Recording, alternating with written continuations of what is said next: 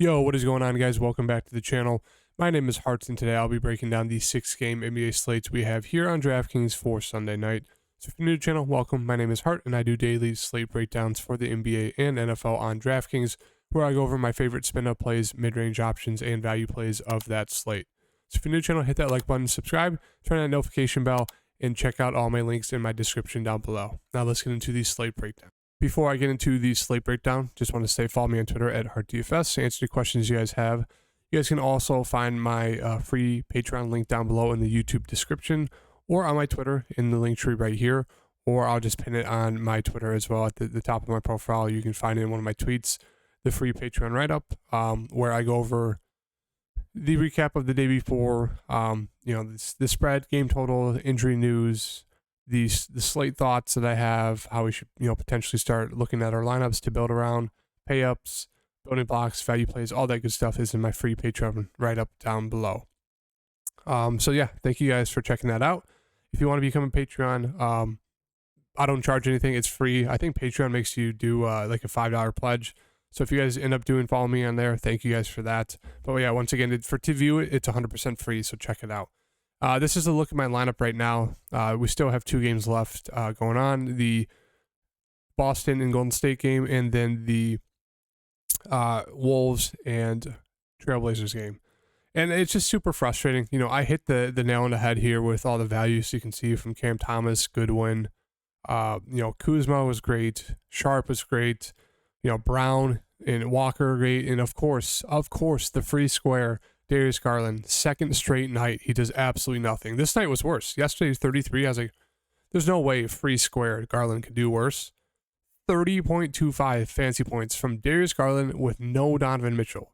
He's a 33% usage rate with no Donovan Mitchell, and he's going to go out there in the second straight game and put up 30 fancy points. He shot it 9 times, only 9 times. He shot it 9 times, one of the lowest on the team out of all 8 or 9 guys that played. He just didn't want to play. I just don't get it.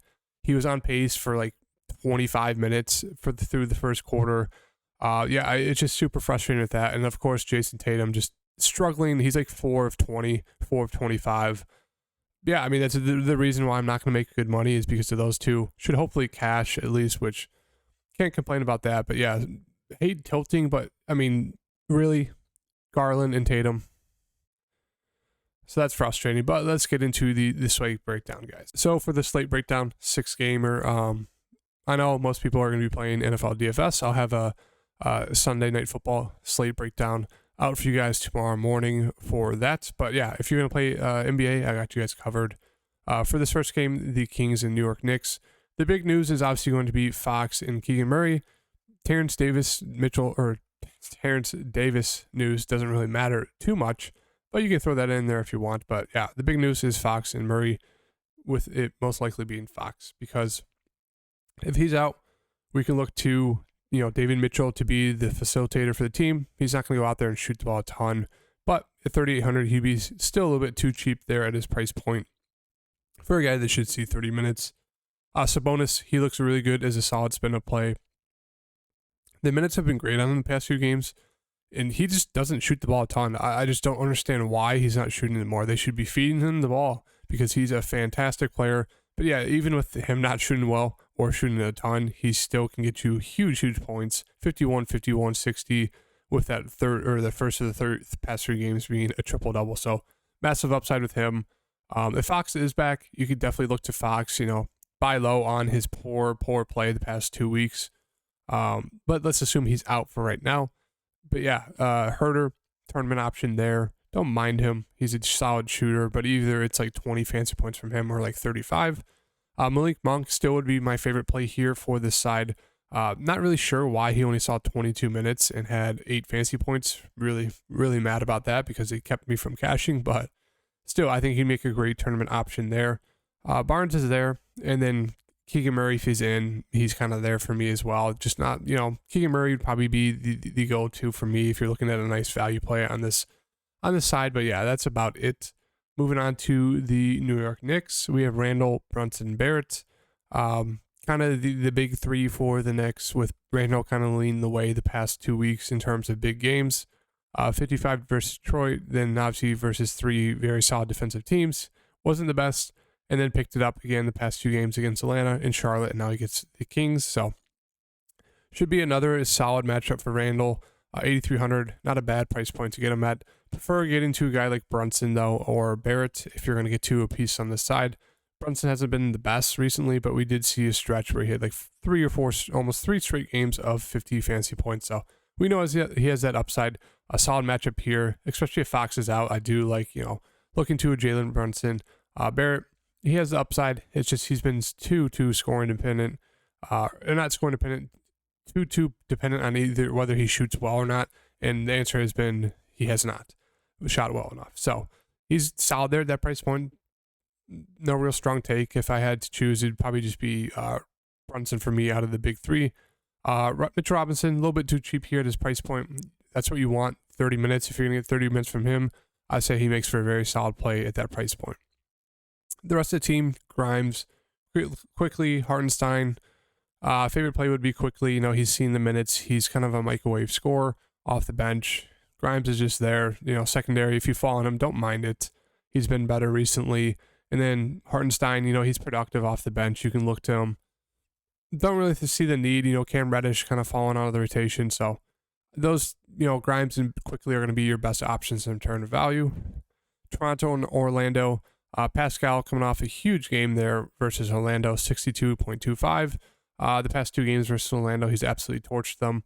So yeah, 10-2 is a solid spin-up option. Once again, going back against Orlando for the 3rd time.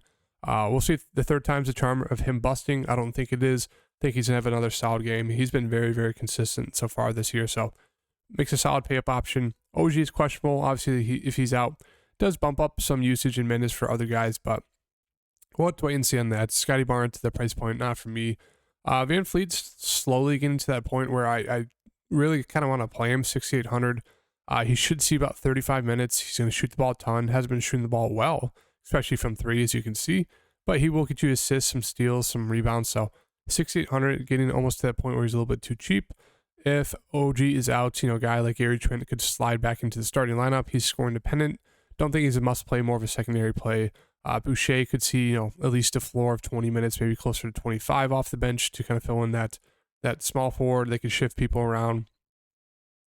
Because they are kind of get down a little bit of people.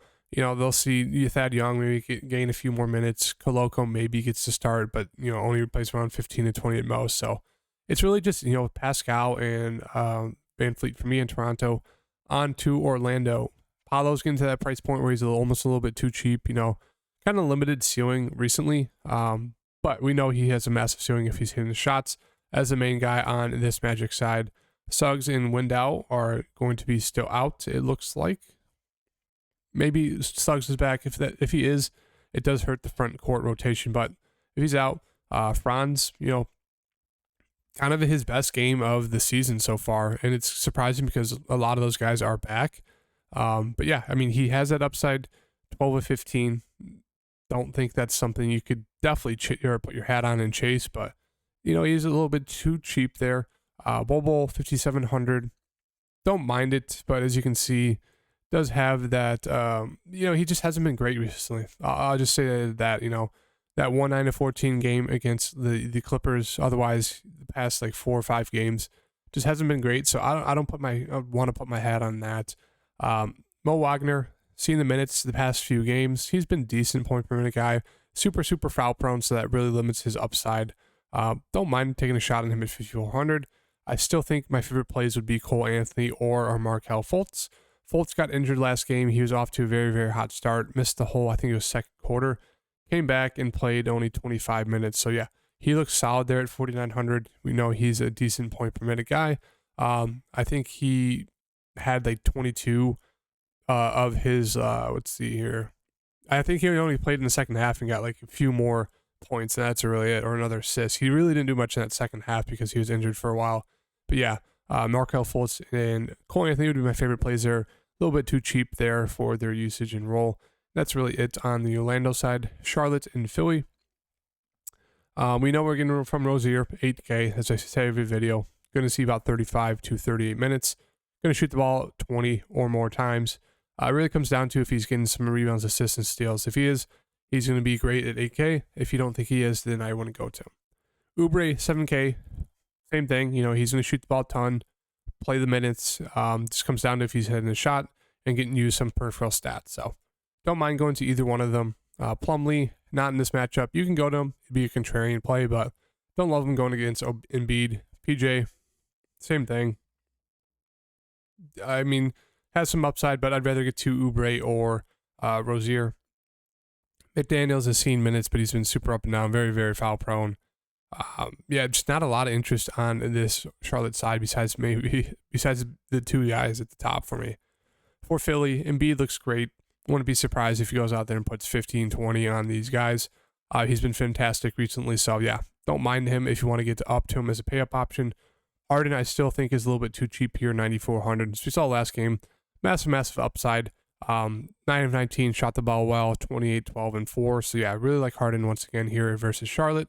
Obviously going to be blowout potential and blowout risk, but if it stays close, expect huge games from Harden and Embiid. The rest of the team, Melton did have a fantastic game, which is kind of out of the blue. 8 of 12 from 3. I don't think you can expect that. So the rest of the guys more of just secondary plays if you want to get to, fine, but really no interest in anyone else on this team besides main two. For the Lakers, another smash spot for them versus Detroit. Anthony Davis, I don't mind going back to him. Had that flu game versus Cleveland, then he came back and put up 31, 12, 2-2.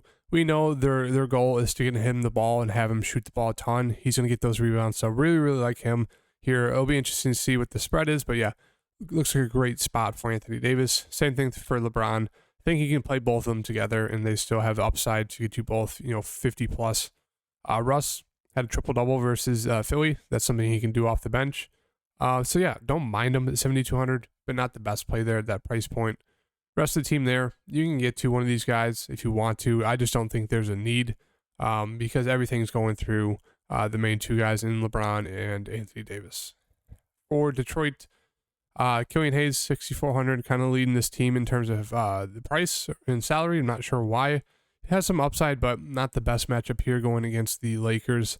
For Killian Hayes, if you want to get to him, sure, you can. I'd rather get to Bogdan or Ivy, two guys who are more consistent, better scores. But not a ton of interest in this Detroit side, if I'm going to be honest. I mean, their price points are too cheap, but not the best matchup.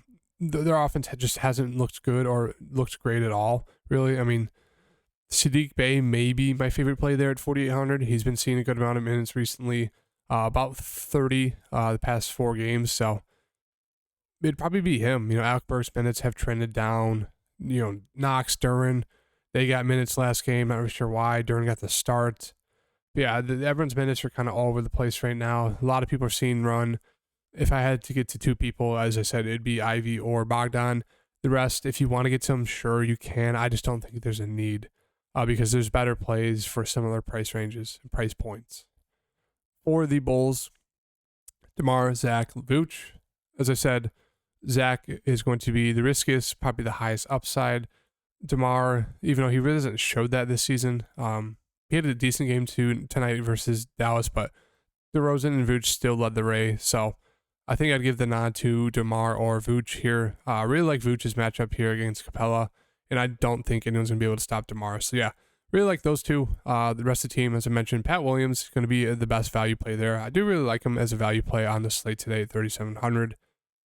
Caruso is going to be out. He left the game tonight with a back injury, so that should be some more minutes for Io, Kobe, and Dragic. So what to see who they throw in the starting lineup. I'm assuming it's Io, so expect a minutes bump for a guy like Dragic and Kobe White off the bench, which I prefer getting to Dragic. He's going to be more aggressive, better ball handler, will get more assists. So yeah, I do like the value on Chicago for tomorrow. On the Atlanta side, Trae Young looks too cheap here. Should have a huge game against the Wolves. Had a very solid game there against the Nets. 33-9 with 3 steals. 10-4. Price really hasn't moved, so I do like him a good amount. Capella, too cheap there versus Vooch. Don't mind game stacking this game. Think it has a lot of potential. Bogdan should be very popular once again tomorrow. I love how they said that he was on a minutes limit, and then he played 34 minutes. I mean, yeah, he was shooting the ball well, 12 of 18, very well, but like, why say there's a minutes limit if you're going to run him full starter minutes? But yeah, I'm assuming we can see at least 25. I'm assuming now into the 30s for Bogdan. So at 4,800, he looks way too cheap there going against this Bulls team. Once again, AJ Griffin, I think he makes for a great play. Not really sure why he saw 20 minutes. Maybe it was because KD was torching him. I didn't watch the game, so I don't know. But before that, he's seen about 30 minutes. So I still like running back there with AJ Griffin. He should see another start. Hunter, if he's back, you can land on him. Maybe he'd be a little bit safer play compared to AJ Griffin, but AJ's shooting the ball a ton, has a ton of usage. So I think either one are very solid plays. If, Hunter's still out, you can get to a guy like Jalen Johnson, who should start, see the minutes. He just has not been great the past few games. And then, let's see here. Okongwu, questionable. If he's out, maybe it opens up more some minutes, backup minutes for Frank, but don't think there's a need to do that. So, yeah, that's it for the Atlanta game. And then moving on to Milwaukee and Houston, we have Giannis 12-1. Fantastic matchup here. It just depends on if we get enough value to get up to Giannis. Drew, Chris Middleton, Brook Lopez, this range. Drew's been great the past few games for them. Middleton, seen about 30 minutes now. If you want to get to him, sure. I don't mind. I actually don't mind getting to him in this spot here. 6,400 is obviously way too cheap of a price point for Chris Middleton. Now he is coming back from injury. Hasn't been playing well. Kind of been limited on minutes, but maybe this is one of those spots where he kind of shows up his old form. So don't mind taking a shot there. The rest of the team, Brook Lopez, you can go to him. He's been productive. And then Bobby. I think Bobby and Chris Middleton are way too cheap here. Bobby only saw 16 minutes versus Dallas. Not really sure why. You would expect more. He's seen about 25-ish minutes on the season per game. So I like running it back with Bobby and Chris Middleton on the side. And then Pat Connaughton's going to be your best value option there. Seen around 25 minutes recently. So 3,300 makes for a steal there. And then for Houston, we have KPJ, Jalen Green leading the team. I do think they both look a little bit too cheap. Sengun, don't mind going back to him here. He was very solid in only 28 minutes. Now he's foul prone, so always that risk. Not really sure why he didn't play more minutes, closer to the 30 range. Not the best defender. Sabonis, or not the best defender, so I'm not sure why, but yeah. Was limited on minutes, doesn't make sense, but a little bit too cheap there at 6K. Jabari Smith Jr., don't mind going to him, 5,300. He's been very solid when it comes to shooting the three recently. He's been like 50% or better the past 2 weeks. Minutes are slowly ticking up, 39 versus Philly, 34, which before he was kind of, floating around 28 to like 32, depending on how he was playing. So I don't mind riding the hot streak here at 5,300. He does offer some decent upside. The rest of the team, in terms of value, you can get to a guy like Tari Eason. He's seen about 20-ish minutes recently. Eric Gordon should see, starter minutes, 28 to like 35. Just hasn't been very good or productive, so not the best, but yeah, he's a decent value play, I guess.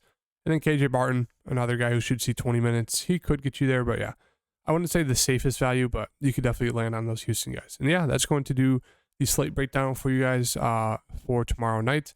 Make sure to check out my free Patreon write-up where I'll go more in depth on my favorite building blocks and core plays for tomorrow.